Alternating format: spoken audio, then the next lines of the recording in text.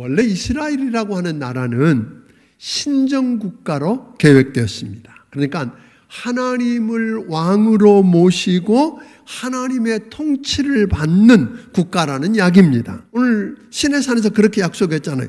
너희는 하나님의 소유야.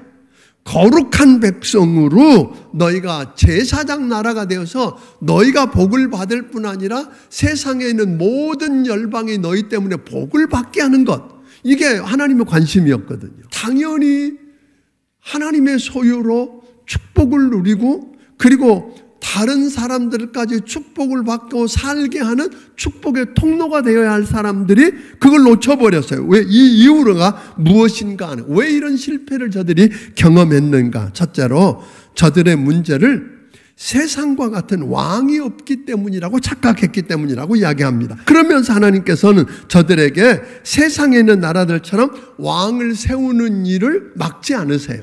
허락하세요. 하나님께서는 모세를 통해서 400년 후에 왕을 요구할 것을 미리 아셨어요.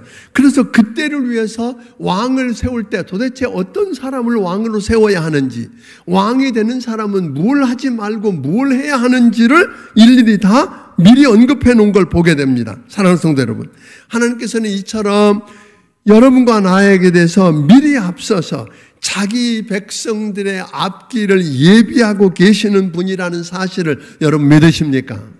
우리 하나님은 여러분과 나의 앞길을 다 알고 계시고 미리 예비하시고 준비하시는 하나님이십니다. 그분이 우리를 통치하시는 우리의 왕이십니다. 두 번째로 왕은 왕 위에 왕이 계시다는 걸 알게 하려고 하는 것입니다. 그러니까 이스라엘 왕이 할 일은 그 백성들로 하여금 이 하나님의 말씀을 듣게 하고 이 말씀을 실컷 먹고 순종하면 부흥이 일어나고 그런 복을 받게 되더라 하는 이야기거든요.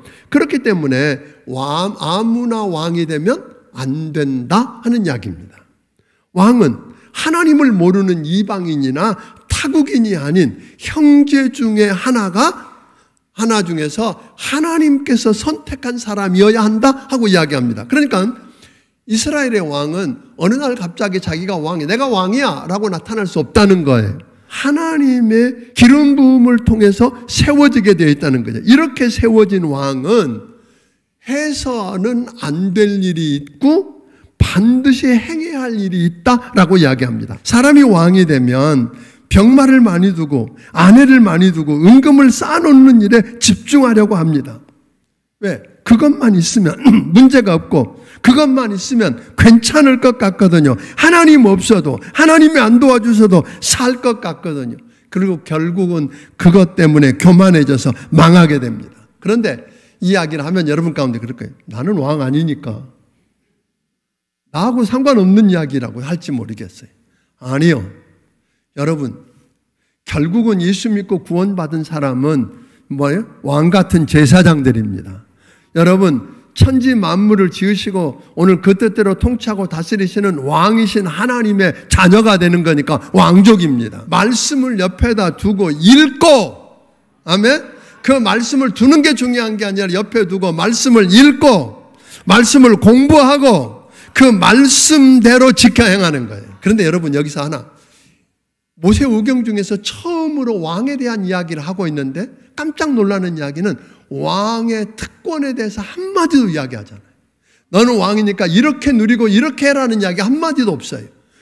기독교 지도자는 지배하는 자가 아니라 뭐예요? 섬기는 리더라는 거예요.